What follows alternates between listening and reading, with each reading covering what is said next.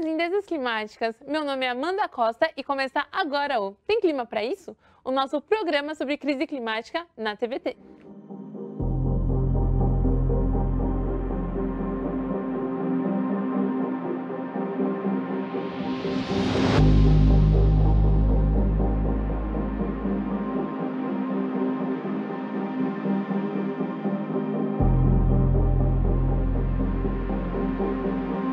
Nos últimos anos, a Amazônia brasileira sofreu com diversas agressões, entre elas as queimadas, grilagem, mineração e os ataques às comunidades tradicionais.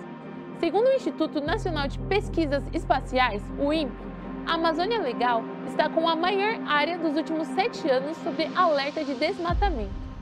Em 2021, a Amazônia teve mais de 10 mil quilômetros de mata nativa destruídos, o pior índice dos últimos 10 anos.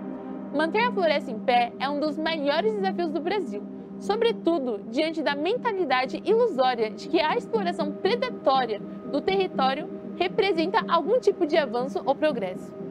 A realidade amazônica esconde muito dos potenciais em sociobiodiversidade da região, que inclusive pode ser a resposta para problemas como desmatamento e queimadas, e simultaneamente gerar renda e proteger o bioma. Uma das formas mais efetivas de manter a mata viva é devolver e proporcionar estabilidade para que as comunidades nativas consigam viver dentro de suas terras, com suas culturas sociais e agrícolas, aumentando a biodiversidade e fortalecendo a defesa do território. O mundo precisa de mudanças e eu quero saber, a gente tem clima para isso? Tem Clima para Isso é uma colaboração entre a TVT e a agência Alma Preta Jornalismo. Vamos discutir os impactos da crise climática no cotidiano da população, no contexto rural e urbano, sempre com um convidado especial e uma reportagem. Temos um encontro marcado aqui na TVT toda semana e também nos canais do YouTube da Alma Preta e da TVT. Os endereços estão aí embaixo na sua tela. Para a nossa conversa de hoje, Leonardo Viana Braga. Ele é antropólogo e assessor do Instituto de Pesquisa e Formação Indígena, IEPE.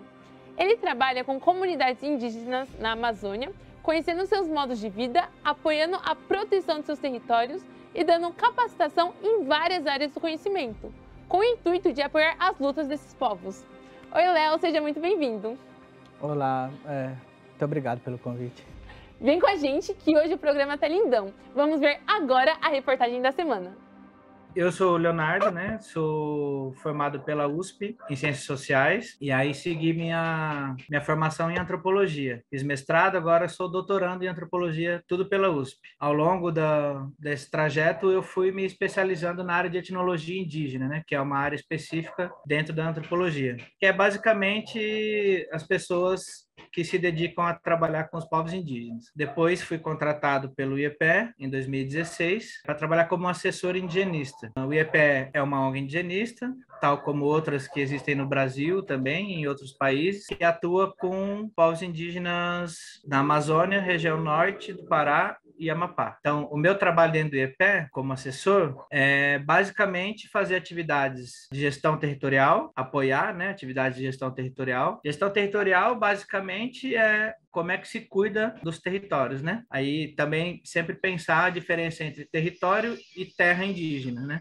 Terra indígena é a figura jurídica, tal como o Estado pensa o que os indígenas pensam, o que é o seu território. Então, muitas vezes, o modo como os indígenas pensam abarca mais do que a própria terra indígena, né? Então, isso é importante pensar. Então, quando a gente fala de gestão territorial, a gente está falando de gestão das terras indígenas, né? Você tem uma política estatal e aí as organizações não governamentais, elas entram como parceiras dos povos indígenas para a execução dessa política. Esse cargo, né, que eu atuo, né, assessor, são as pessoas que fazem o trabalho de base, que a gente chama, né? Então, lá atuando corpo a corpo, digamos, com as pessoas. Normalmente você tem que aprender a língua deles, andar muito pelo território junto com eles. Então tem toda uma questão de adaptação, né, aos modos de vida deles, para que a gente consiga garantir um diálogo razoável, né, que não seja, digamos, unilateral, só o Estado dizendo o que é que eles têm que fazer, ou os brancos dizendo o que eles têm que fazer, né. O IEPL é bastante destacado, até inclusive entre as outras ONGs, como uma ONG que foca bastante em políticas de formação. Você pensa escola, existe uma legislação no Brasil que garante o ensino escolar diferenciado, né, para povos indígenas. Então, a gente faz um trabalho de tentar pensar essa educação escolar de maneira diferenciada. A gente faz formação de pesquisadores, formação de professores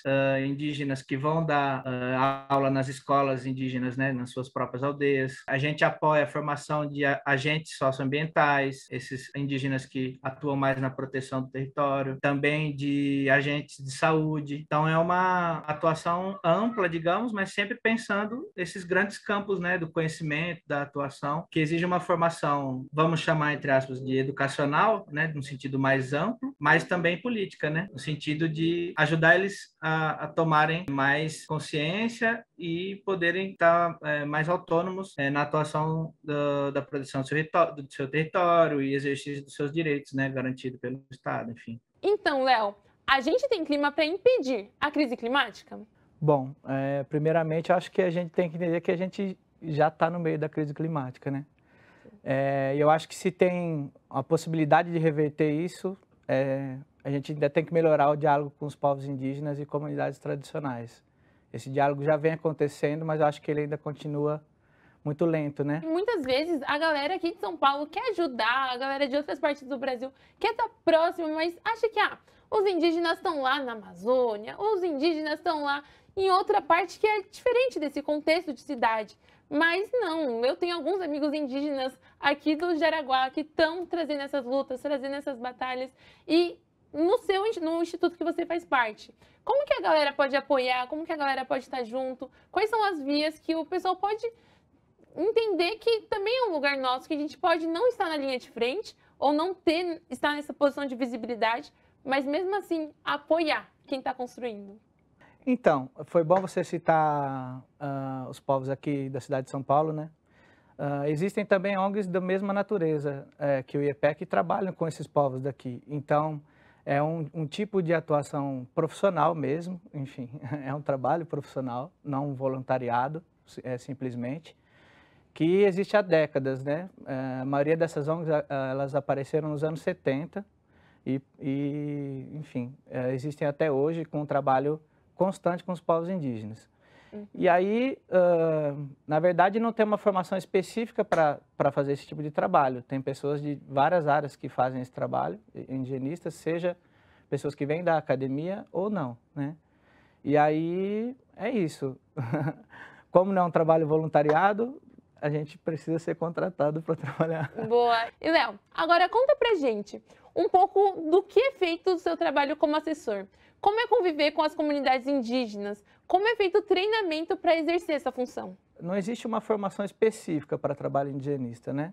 São pessoas que, ao longo das suas carreiras individuais, acabam chegando nesse tipo de trabalho. Pode ser alguém que vem da academia, como é meu caso, que eu sou antropólogo, hoje faço doutorado, mas tem muita gente que trabalha direto, né? Trabalho de base, que a gente chama, com esses povos, que não tem escolaridade, porém são extremamente importantes. Em geral, são as pessoas que mais convivem, que convivem por mais tempo com essas comunidades, né? Que conseguem entender bem seus modos de vida e apoiar mais efetivamente o trabalho, né? A luta deles. Boa, então se você é em casa, tá aqui escutando o Léo e tá sentindo chamado no seu coração, quer fazer parte, não saia daí. A gente vai fazer uma rápida parada. No próximo bloco, vamos falar um pouco mais sobre o trabalho com as comunidades indígenas na Amazônia. Até daqui a pouquinho.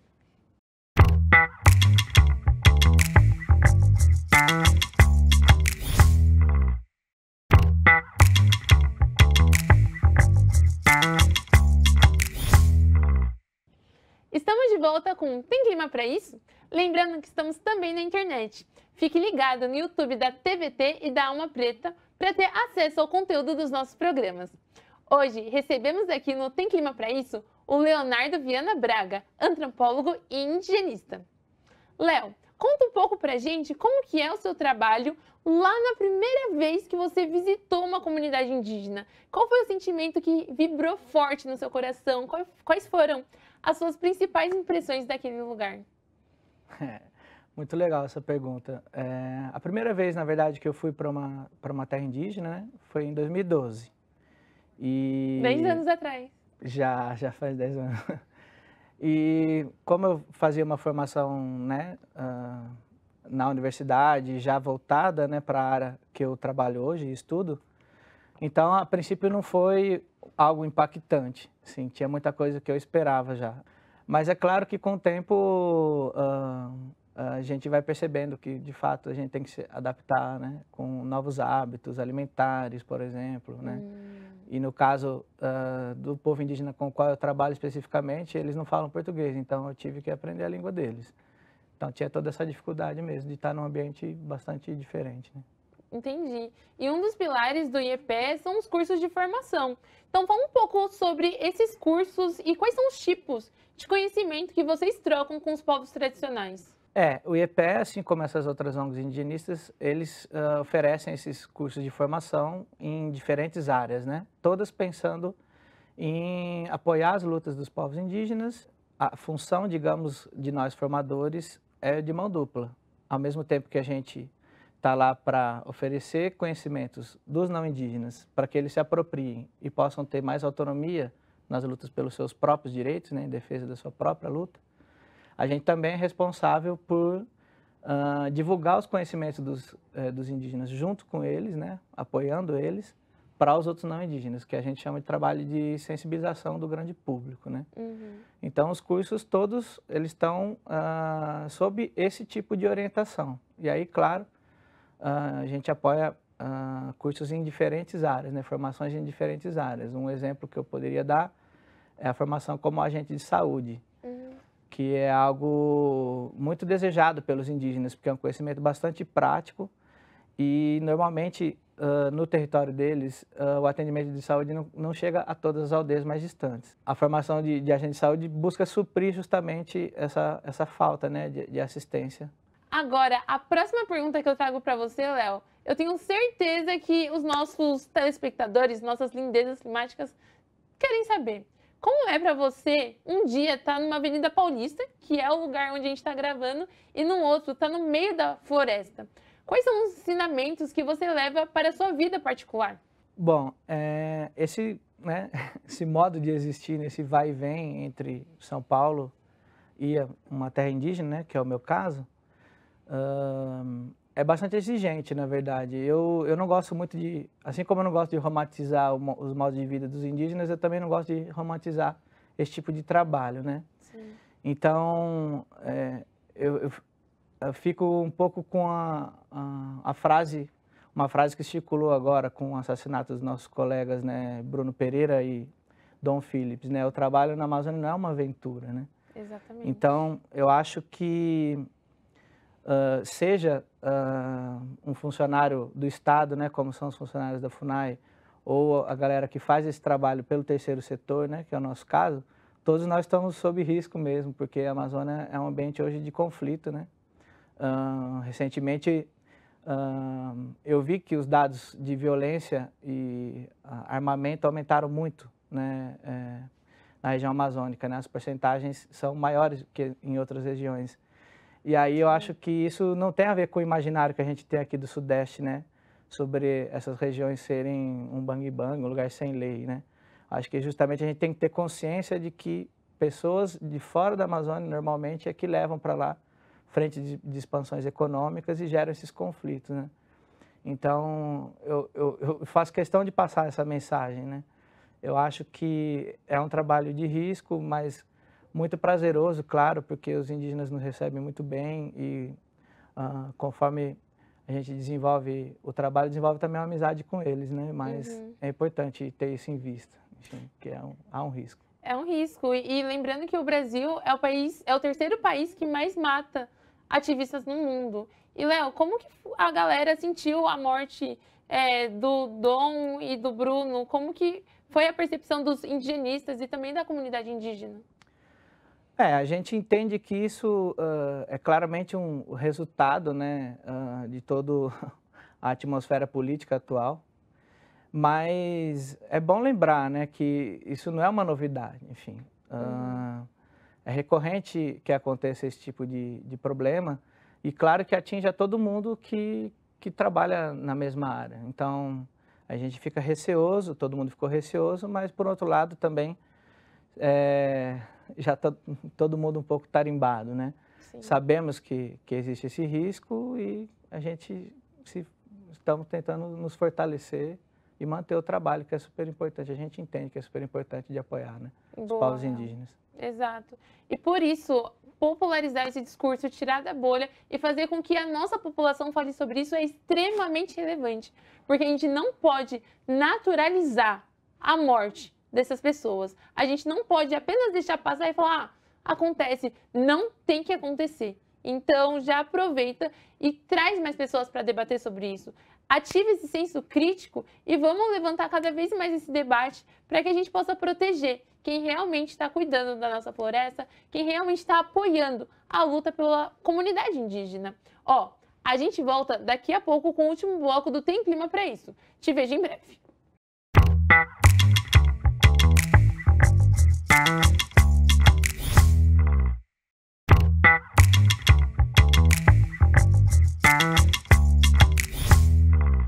Estamos de volta com Tem Clima para isso? O programa que discute caminhos para entender e solucionar a crise climática e sua relação com as grandes cidades, o campo e a natureza. O Tem Clima para isso também está na internet. Você pode assistir no canal da Alma Preta e no canal da TVT no YouTube. Desde o início do mandato do governo brasileiro atual, declarou-se guerra às ONGs que fazem trabalhos voltados ao meio ambiente. Léo, como tem sido trabalhar sobre esse tipo de pressão? Qual foi o panorama dos últimos 4 anos? Na verdade, esse processo ele começa já desde o impeachment, né, da presidenta Dilma. Se a gente for pensar, durante o governo Temer, a gente já teve uma certa crise diplomática com os governos que ajudam a financiar as iniciativas de sustentabilidade na Amazônia, inclusive os projetos desenvolvidos por ONGs como o IEPE.